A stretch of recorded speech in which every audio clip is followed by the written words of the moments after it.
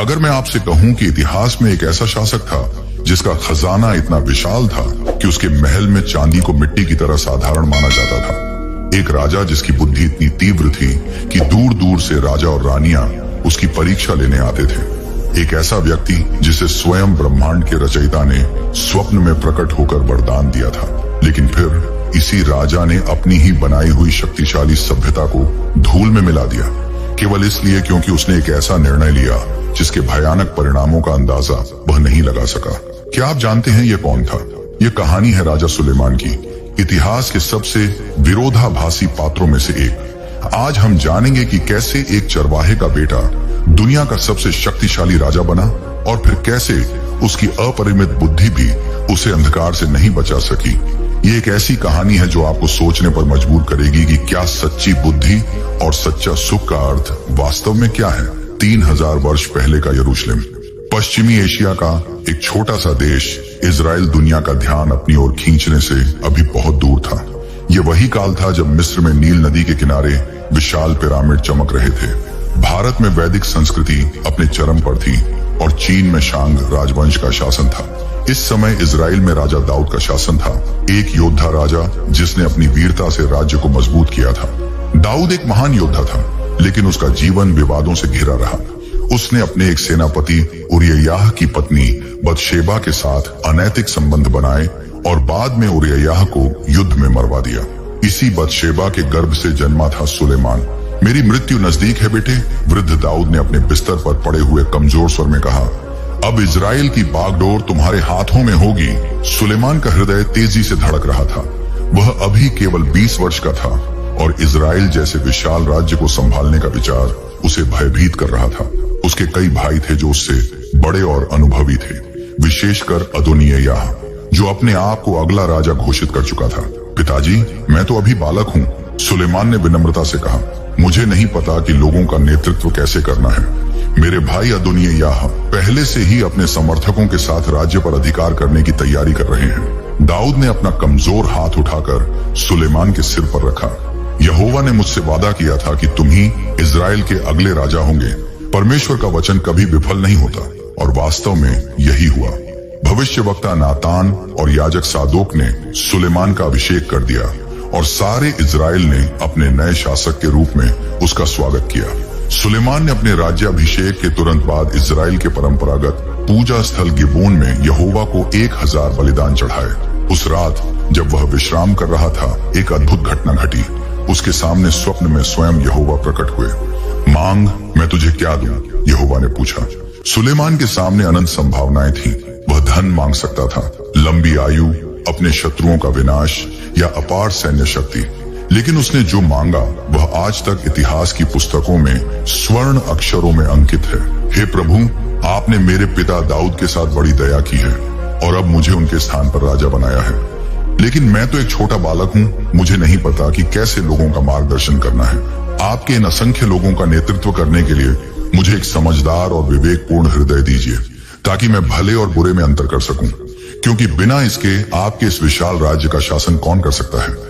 यहोवा सुलेमान के इस निवेदन से अत्यंत प्रसन्न हुए।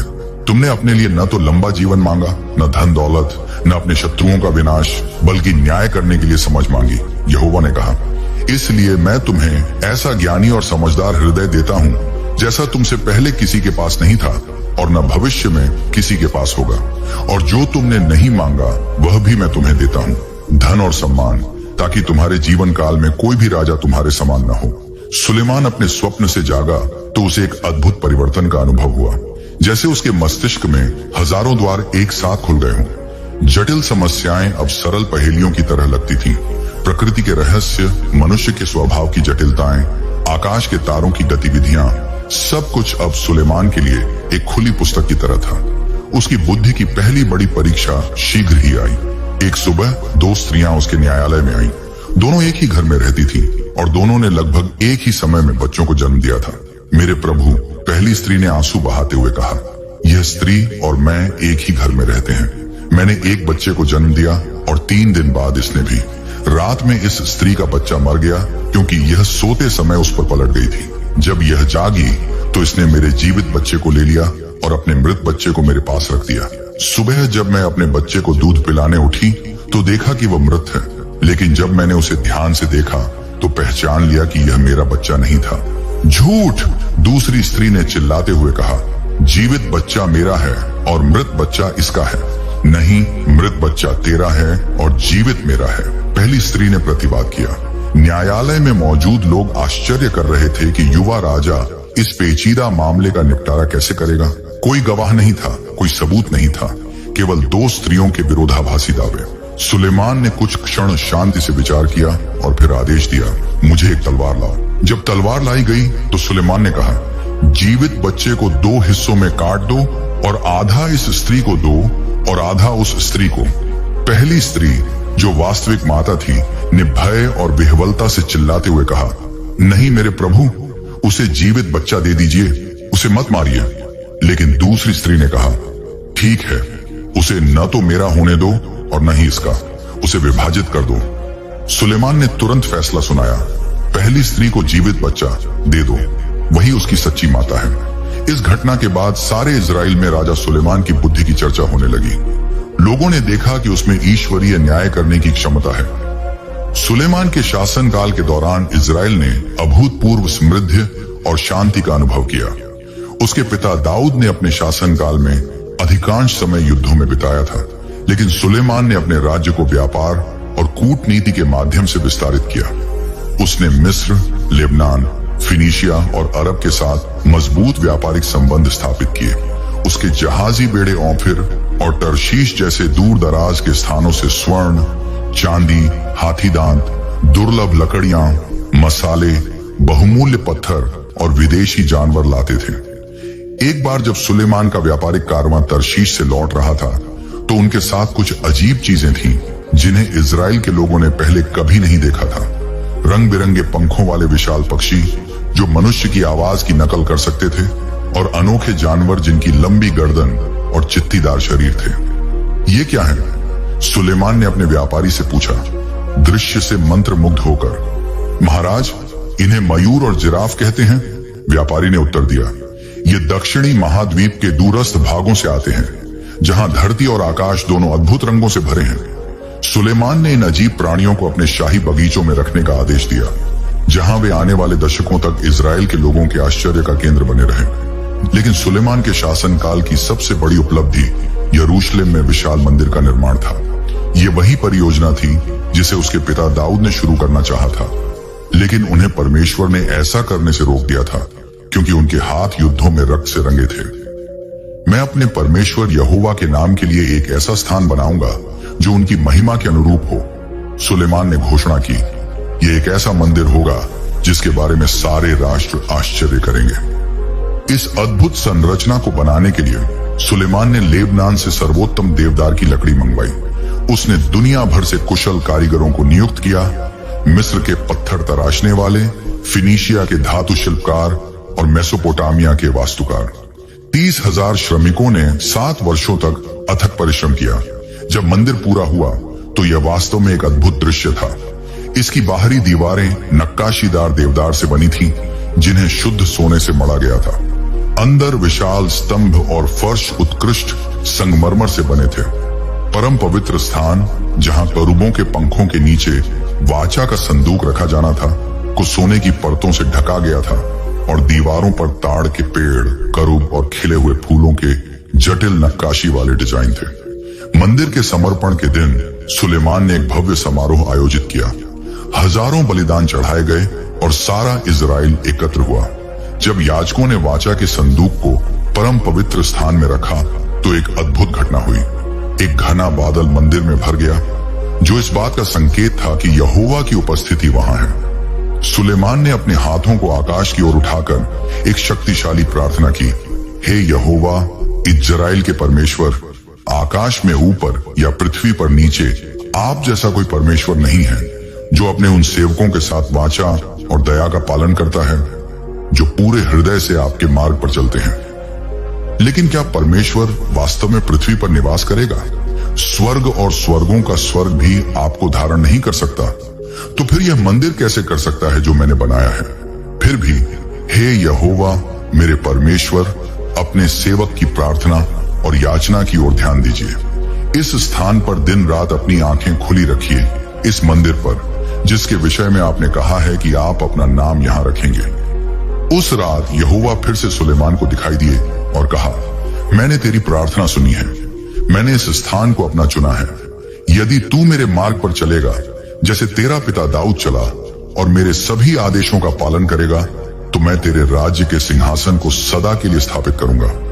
लेकिन अगर तुम या तुम्हारी संतान मुझसे मुंह मोड़ लोगे और मेरे आदेशों का पालन नहीं करोगे बल्कि अन्य देवताओं की पूजा करोगे, तो मैं इजराइल को इस भूमि से उखाड़ फेंकूंगा जो मैंने उन्हें दी है, और इस मंदिर को मैं अपनी दृष्टि से दूर कर दूंगा। सुलेमान की बुद्धि और समृद्धि की ख्याति दूर दूर तक फैल गई। दुनिया भर के राजा और रानियां उसकी बुद्धि सुनने और उसके वैभव को देखने के लिए यरूशलेम आने लगे।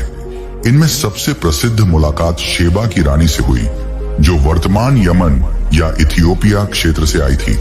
वह सुलेमान की बुद्धि की परीक्षा लेने के लिए कठिन पहेलियों और प्रश्नों के साथ आई थी। जब शेबा की रानी का कारवां यरूशलेम पहुंचा तो पूरा शहर आश्चर्यचकित रह गया। सैकड़ों ऊंट मसालों, सोने और बहुमूल्य पत्थरों से लदे हुए थे।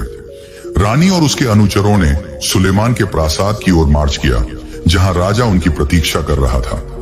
महाराज सुलेमान, रानी ने कहा मुस्कुराते हुए, मैंने अपने देश में आपकी बुद्धि और समृद्धि के बारे में बहुत कुछ सुना है। मुझे विश्वास नहीं था कि ऐसी बातें सच हो सकती हैं, इसलिए मैं स्वयं आपकी परीक्षा लेने आई हूं। अगले कई दिनों तक रानी ने सुलेमान से जटिल प्रश्न पूछे, ज्योतिष, गणित, दर्शन और नैतिकता के विषय में।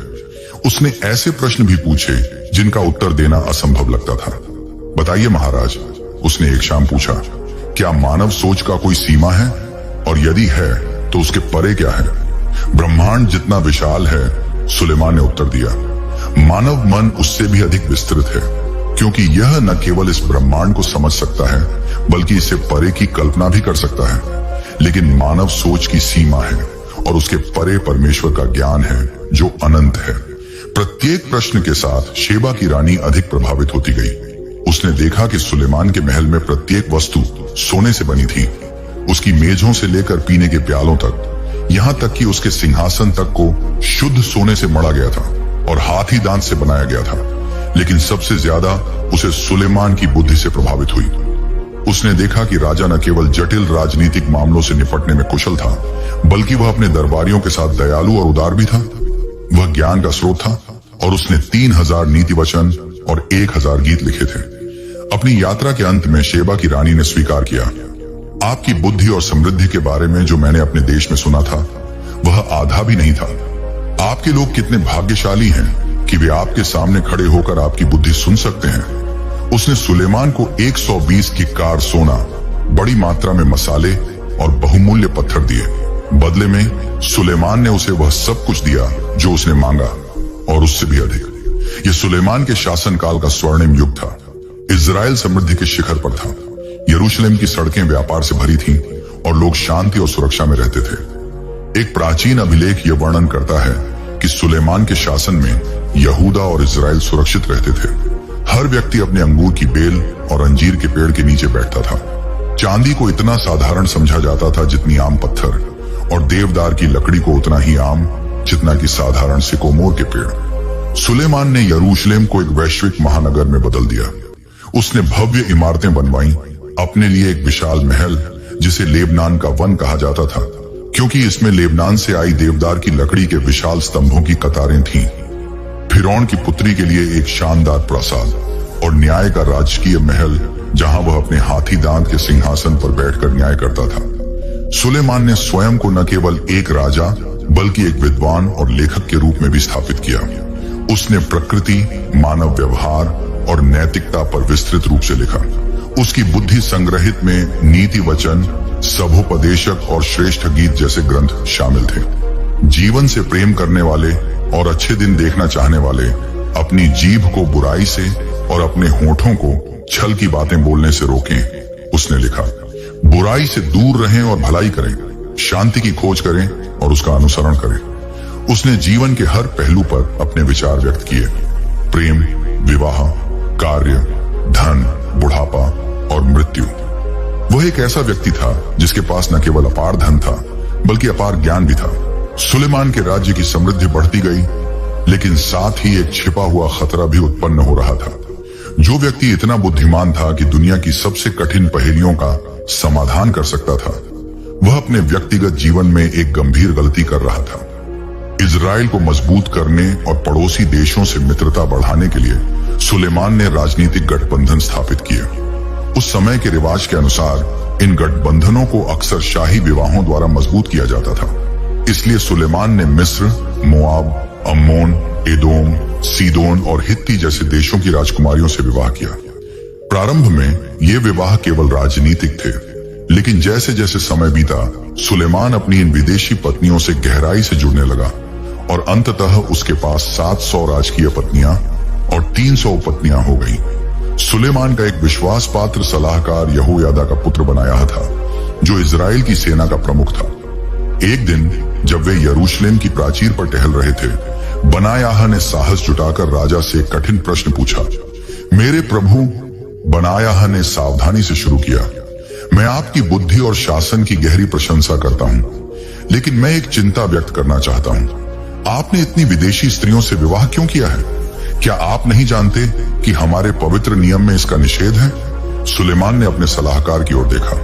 उसके चेहरे पर थोड़ी अप्रसन्नता थी, लेकिन फिर मुस्कुराया। बनायाह, तुम एक अच्छे सैनिक हो, लेकिन तुम कूटनीति नहीं समझते। इन विवाहों ने इजराइल को हमारे पड़ोसियों के साथ शांति दिलाई है। इस शांति के कारण ही हम इतनी समृद्धि का आनंद ले रहे हैं। बनायाह अभी भी आश्वस्त नहीं था, लेकिन महाराज, पवित्र नियम में स्पष्ट रूप से कहा गया है, तुम विदेशी स्त्रियों से विवाह मत करो, नहीं तो वे तुम्हारा हृदय उनके देवताओं की ओर फेर देंगी। क्या आप नहीं डरते कि यह होगा? सुलेमान ने उदासीनता से हाथ हिलाया। मैं इजराइल का सबसे बुद्धिमान व्यक्ति हूं। बनायाह, मैं हर परीक्षा में सफल रहा हूं। क्या तुम्हें लगता है कि मैं अपना हृदय अन्य देवताओं की ओर फेर दूंगा? मैं नियंत्रण में हूं। लेकिन सच्चाई यह थी कि सुलेमान नियंत्रण खो रहा था। हालांकि उसके पास अपार बुद्धि थी, लेकिन यह बुद्धि उसकी कमजोरियों से उसकी रक्षा नहीं कर सकी। उसकी पत्नियों ने उसे अपने देवताओं के लिए पूजा स्थल बनाने का अनुरोध किया और उसने उनकी इच्छाओं को पूरा किया। सुलेमान के महल के पूर्वी भाग में एक ऐसा क्षेत्र था जहां कई विदेशी देवताओं के लिए मंदिर और वेदियां स्थापित की गई थीं। सीदोनियों की देवी अश्तोरेत, मोआबियों का देवता कमोश और अम्मोनियों का देवता मोलेक। इन देवताओं की पूजा अक्सर अनैतिक और कभी कभी क्रूर तरीकों से की जाती थी। कुछ अवसरों पर मोलेक की वेदी पर मानव बलिदान भी होते थे। प्रारंभ में सुलेमान ने इन पूजा स्थलों को केवल अपनी पत्नियों के लिए बनवाया था और वह स्वयं उनमें भाग नहीं लेता था, लेकिन धीरे धीरे वह अपनी प्रियतम पत्नियों के साथ इन अनुष्ठानों में शामिल होने लगा। शुरू में केवल एक पर्यवेक्षक के रूप में, फिर एक प्रतिभागी के रूप में।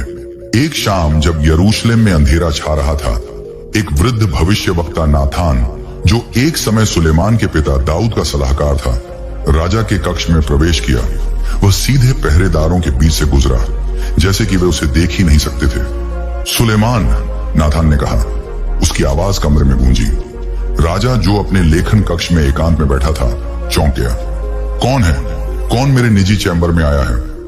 वह व्यक्ति जिसने तुम्हारे पिता को परमेश्वर का वचन सुनाया और अब उसी वचन को तुम्हारे पास लाया है, वृद्ध भविष्यवक्ता ने कहा। सुलेमान, तुम क्या कर रहे हो?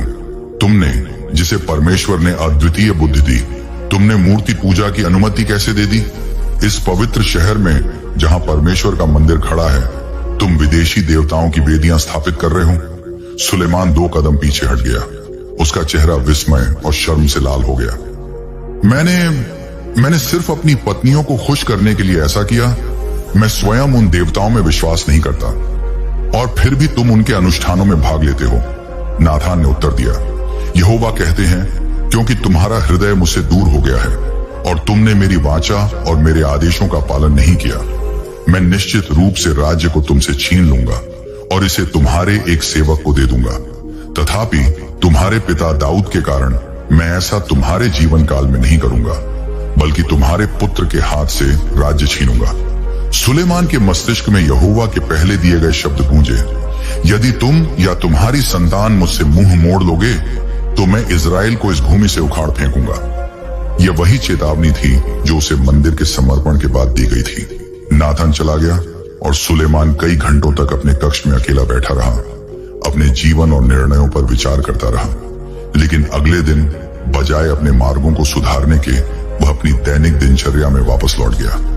उसने नाथान के शब्दों को एक बूढ़े आदमी के भ्रम के रूप में खारिज कर दिया, जिसके शब्दों का कोई अधिकार नहीं था। वर्ष बीतते गए और सुलेमान वृद्ध होता गया। उसके बाल सफेद हो गए और उसकी आंखों की रोशनी कम हो गई, लेकिन उसकी विदेशी पत्नियों का उस पर प्रभाव बढ़ता गया। अब सुलेमान न केवल अपनी पत्नियों के पूजा अनुष्ठानों में भाग लेता था, बल्कि वह स्वयं भी इन विदेशी देवताओं के आगे झुकने लगा था। ऐसा व्यक्ति जिसने एक बार इजराइल के परमेश्वर यहोवा के लिए महानतम मंदिर बनाया था, अब मूर्ति पूजा में लिप्त था। उसकी बुद्धि, उसकी अंतर्दृष्टि, ये सब अब विदेशी कुरीतियों के समक्ष झुक गए थे। राजा की इस गिरावट का प्रभाव पूरे राज्य पर पड़ा। लोग जो हमेशा अपने नेता का अनुकरण करते हैं, अब स्वयं भी विभिन्न मूर्तियों की पूजा करने लगे थे। जहां पहले यरूशलेम में एक ही परमेश्वर की पूजा होती थी, वहां अब हर गली में एक अलग देवता का मंदिर था। परमेश्वर का क्रोध बढ़ता गया। उसने सुलेमान के विरुद्ध कई शत्रुओं को खड़ा किया। एदोम में हदद नामक एक शासक, अराम में रजोन नामक एक विद्रोही, और विशेष रूप से नबात का पुत्र यारोबाम, जो सुलेमान के अपने अधिकारियों में से एक था। एक दिन जब यारोबाम यरूशलेम से बाहर जा रहा था, अहिय्याह नामक एक भविष्यवक्ता मिला। अहिय्याह ने अपने ऊपर पहने हुए नए वस्त्र को उतारा और उसे 12 टुकड़ों में फाड़ दिया।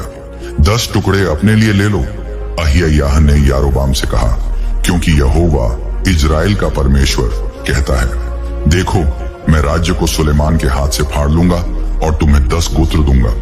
दाऊद के कारण वह एक गोत्र रखेगा और यरूशलेम के कारण, जिसे मैंने इजराइल के सभी गोत्रों में से चुना है, वह एक और गोत्र रखेगा। मैं ऐसा इसलिए करूंगा क्योंकि उन्होंने मुझे त्याग दिया है और सीदोनियों की देवी अश्तोरेत, मोआबियों के देवता कमोश और अम्मोनियों के देवता मोलेक की पूजा की है। वे मेरे मार्गों पर नहीं चले हैं और न ही उन्होंने वह किया जो मेरी दृष्टि में सही है, न ही मेरे आदेशों और नियमों का पालन किया जैसा उनके पिता दाऊद ने किया था। यह भविष्यवाणी शीघ्र ही सुलेमान तक पहुंच गई और उसने यारोबाम को मारने का प्रयास किया। लेकिन यारोबाम मिस्र भाग गया और वहां फिरौन शीशक के संरक्षण में रहने लगा। सुलेमान अब अपने जीवन के संध्या काल में था। उसका शासन, जो इतनी उज्जवल आशा के साथ शुरू हुआ था, अब विद्रोह, धार्मिक विघटन और आसन्न विभाजन की छाया में था। जैसे जैसे वह बूढ़ा होता गया, वह अधिक से अधिक अपने दिमाग में खोने लगा। उसने अपने मंदिर और महल के भीतर लंबे घंटों तक अकेले घूमते हुए बिताए, अपने जीवन के सफलताओं और विफलताओं पर गहराई से सोचते हुए। एक रात जब वह अपने महल की छत पर अकेला था और आकाश में चमकते तारों को देख रहा था, अचानक उसे एहसास हुआ कि उसका सारा ज्ञान, सारी समृद्धि और सारी शक्ति, यह सब कुछ कितना व्यर्थ था। मैंने सब कुछ पाने की कोशिश की, उसने स्वयं से कहा। ज्ञान, सुख, धन, शक्ति, और अब मैं क्या पाता हूं? व्यर्थता। सब कुछ व्यर्थता है और हवा को पकड़ने का प्रयास। सुलेमान ने यरूशलेम के सुंदर मंदिर को देखा, जो अब भी शाम के धुंधलके में चमक रहा था, लेकिन उसके मन में अब वह खुशी नहीं थी। मैंने परमेश्वर के लिए घर बनाया, उसने सोचा, लेकिन अपने हृदय में उसके लिए स्थान नहीं रखा। मैंने अपने हृदय को अन्य देवताओं की ओर मोड़ दिया, वह लिखने लगा। बाद में जिसे हम सभोपदेशक के नाम से जानते हैं, मैंने सुख भोगा, धन कमाया, भवन बनाए, लेकिन देखा सब व्यर्थता है। जो कुछ भी मेरी आंखों ने चाहा उसे पाया, फिर भी हृदय तृप्त नहीं हुआ। सुलेमान ने महसूस किया, ज्ञान दुख लाता है, धन अतृप्ति लाता है, सुख क्षणिक है और अंत में मृत्यु सबको बराबर कर देती है। परंतु अपने जीवन के अंतिम क्षणों में उसने एक सच्चाई को पकड़ा। परमेश्वर से डरो और उसकी आज्ञाओं का पालन करो, यही मनुष्य का सब कुछ है। उसका अंतिम दिन आया। थके हुए, कांपते हाथों के साथ वह पलंग पर लेटा था। पुत्र रहूबियाम पास खड़ा था। कमजोर आवाज में सुलेमान ने कहा, मेरे बेटे, मैंने गलतियां की, अपने हृदय को अन्य देवताओं की ओर मोड़ा। तुम ऐसा न करना, परमेश्वर के प्रति सच्चे रहना। लेकिन सुलेमान जानता था, रहूबियाम पूरी तरह नहीं समझ पाया। अंतिम क्षणों में उसे अपने जीवन की झलकियां दिखी, मंदिर का समर्पण, ज्ञान की ऊंचाइयां और फिर पतन की गहराइयां। पश्चाताप करते हुए उसने प्रार्थना की, हे यहोवा, मैंने पाप किया है, मुझे क्षमा करें। आंसू उसकी सफेद दाढ़ी पर गिरे और उसके भीतर एक अनोखी शांति भर गई। परमेश्वर की क्षमा की शांति। उसके अंतिम शब्द थे, व्यर्थताओं की व्यर्थता, सब कुछ व्यर्थ है, परंतु परमेश्वर के प्रेम में मैंने अर्थ पाया है। सुलेमान मर गया, राज्य विभाजित हो गया, लेकिन उसकी सबसे अमूल्य विरासत आज भी गूंजती है। परमेश्वर से डरो और उसकी आज्ञाओं का पालन करो, यही मनुष्य का सब कुछ है।